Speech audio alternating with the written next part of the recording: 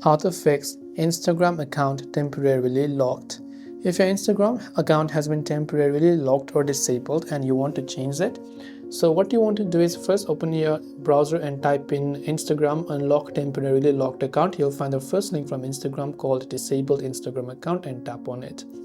When you're here on this page, you can see about this. You might not be able to log in if you may be experiencing a login issue, or someone may have gained access to your account, or your account might have been deleted by you or someone.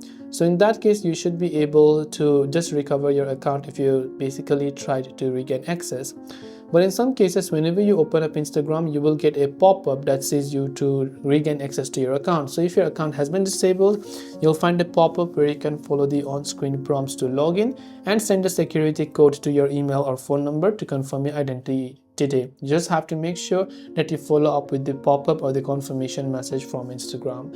I hope this video helped you out, and if you have any questions, do feel free to leave them down. Thanks for watching and see you soon in the next video.